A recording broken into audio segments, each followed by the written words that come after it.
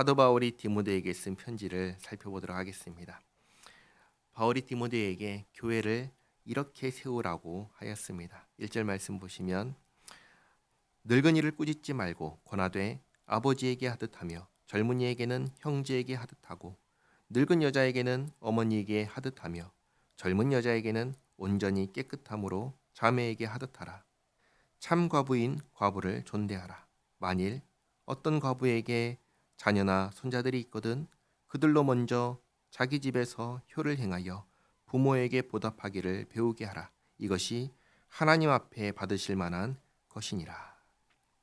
십계명을 보면 다섯 번째 계명이 부모 공경에 대한 계명입니다. 자녀가 부모를 어떻게 공경해야 하는가? 오늘 말씀을 보면은 첫째로 효를 행하여, 둘째로 부모에게 보답하는 것입니다. 자녀가 어렸을 때에는 이렇게 하도록 가르쳐야 하고, 그래서 자녀가 컸을 때에는 배운 대로 부모님께 보답하게 해야 합니다.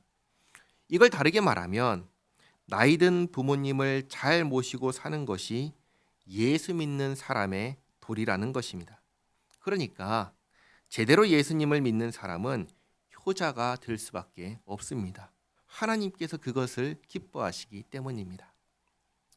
5절 말씀 보시면 참 과부로서 외로운 자는 하나님께 소망을 두어 주야로 항상 간구와 기도를 하거니와 향락을 좋아하는 자는 살았으나 죽었느니라. 참 과부는 어떤 사람입니까? 주야로 하나님을 의지하고 기도하는 사람입니다. 만약에 이렇게 하지 않고 향락을 좋아하는 사람은, 이 다르게 말하면 하나님을 의지하지 않는 사람은 참 과부가 아니다. 하나님과 상관없는 사람이다. 영적으로는 죽은 사람이다. 라고 하시는 겁니다. 7절에 내가 또한 이것을 명하여 그들로 책망받을 것이 없게 하라. 누가 책망할까요? 하나님께서 책망하십니다. 그러니까 하나님께 책망받을 것이 없게 하기 위해서 과부에게는 하나님께만 소망을 두고 기도하게 하고 자녀들에게는 부모님께 보답하기를 배우게 하라는 것입니다.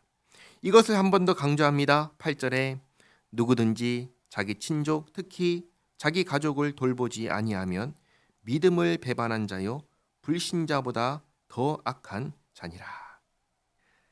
여기서 우리가 우선순위를 기억해야 됩니다. 우선순위에 가장 먼저는 누굴까요? 하나님이십니다. 그 다음은 누굴까요? 가족입니다. 가족. 그리고 교회입니다. 집사와 감독의 자격에서도 교회를 다스리기 전에 어디를 먼저 잘 다스리라고 하냐면 집을 잘 다스리라고 합니다.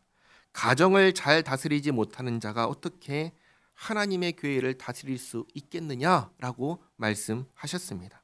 그러니까 예수님을 믿는 믿음을 실천해야 하는 첫 번째 장소는 어디냐? 가정이라는 것입니다. 가정에서 잘해야 되고 누구보다 가족을 먼저 돌봐야 합니다. 다음으로 9절에 과부로 명부에 올릴 자는, 이건 무엇을 말하냐면 교회가 정해서 도와줘야 하는 과부를 말하는 겁니다. 교회가 정해서 도와줘야 하는 과부가 있는데 그 과부는 어떤 사람들이냐? 나이가 60이 덜 되지 아니하고 한 남편의 아내였던 자로서 선한 행실의 증거가 있어 혹은 자녀를 양육하며 혹은 나그네를 대접하며 혹은 성도들의 발을 씻으며 혹은 환난당한 자들을 구제하며 혹은 모든 선한 일을 행한 자라야 할 것이요. 이렇게 하면서 평생을 살아온 사람, 교회 안에서 헌신한 사람을 교회가 이제 도와줘야 한다라고 하는 것입니다. 그리고 11절에 젊은 과부는 올리지 말지니 이는 정력으로 그리스도를 배반할 때 시집가고자 함이니 처음 믿음을 저버렸으므로 정죄를 받느니라. 오해하면 안 되는 것이 여기 있습니다. 재혼하면 안 된다는 말씀이 아닙니다. 로마서를 보면은 남편이 죽으면 결혼 서약이 끝난다고 하였습니다. 얼마든지 재혼할 수 있다라고 하였습니다. 그리고 이 밑에 14절 말씀을 보시면 오히려 재혼하라고 합니다. 그러니까 재혼하면 안 된다 그 말씀을 하는 게 아닙니다. 그럼 이건 뭐냐면 아직 젊기 때문에 검증되지 않았다라는 것입니다. 아직 젊어서 하나님 말고도 얼마든지 다른 것을 의지할 수 있다라는 것입니다. 그리고 13절에 또 그들은 게으름을 익혀라고 하죠. 본래는 교회의 도움이 없이 생계를 유지해야 합니다. 그러려면 게으를 수가 없지요. 먹고 살기 위해서 정말 애를 써야 하는데 교회가 도와주면, 그러면 어떤 마음을 본래 품어야 되냐면 정말 감사한 줄 알고 하나님과 교회를 위해서 헌신해야 합니다. 그런데 애를 쓰지 않아도 얼마든지 먹고 살 수 있게 되니까 사람이 어떻게 되냐면 게을러진다는 것입니다. 그리고 집집으로 돌아다니고 게으를 뿐 아니라 쓸데없는 말을 하며 일을 만들며 마땅히 아니할 말을 하나니, 이게 누구의 특징이죠? 죄인의 특징입니다. 은혜를 베풀면 감사할 줄 알아야 되는데 젊잖아요. 힘이 있으니까 돌아다니면서 쓸데없는 말을 옮기고 일을 만들고 하지 말아야 할 말도 하게 된다는 것입니다. 이게 에베소에서 실제로 일어난 일들이었습니다. 젊은 과부를 교회에서 도와주니까 그것을 악용하는 사람들이 이렇게 생긴 것입니다. 그래서 규칙을 정한 것입니다. 나이는 60세 이상이고 한 남편의 아내였고 예수님을 믿는 믿음으로 교회에 헌신 봉사한 사람, 정말 본이 되는 사람을 교회가 책임지고 도와줘야 한다, 이렇게 정한 것입니다. 14절에 그러므로 젊은이가 누구죠? 젊은 과부입니다. 젊은 과부는 시집가서 재혼하라는 거죠. 재혼해서 아이를 낳고 집을 다스리고 대적에게 비방할 기회를 조금도 주지 말기를 원하노라. 이미 사탄에게 돌아간 자들도 있도다. 이런 사람들이 있기 때문에 정한 규칙입니다. 16절 만일 믿는 여자에게 과부 친척이 있거든 자기가 도와주고 교회가 짐지지 않게 하라. 이는 참과부를 도와주게 하려 함이라. 앞에 8절 말씀 보시면 만약 믿는 사람에게 과부 친척이 있다면 교회에 명단을 올리지 말고 믿는 사람이 도와주라고 하신 겁니다. 그래서 교회는 그 누구로부터 도움을 받을 수 없는 사람을 도와줄 수 있게 하라는 것입니다. 자, 오늘 이렇게 과부에 대해서 말씀하셨습니다. 두 가지를 기억하시기 바랍니다. 첫째는 우리가 경계해야 하는 모습입니다.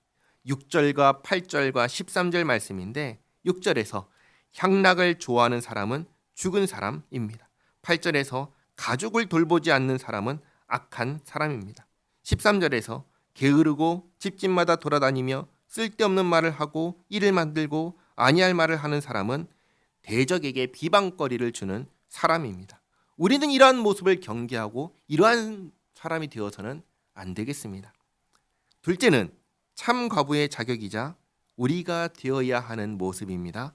5절과 10절 말씀인데 5절에서 참 과부는 하나님께만 소망을 두고 주야로 기도하는 사람입니다. 그리고 10절에서 선한 일을 행하는 사람입니다. 이것을 쉽게 단순하게 바꿔서 말하면 교회에 헌신 봉사하는 사람입니다. 본이 되는 사람입니다. 우리가 이런 사람이 되어야 하겠습니다.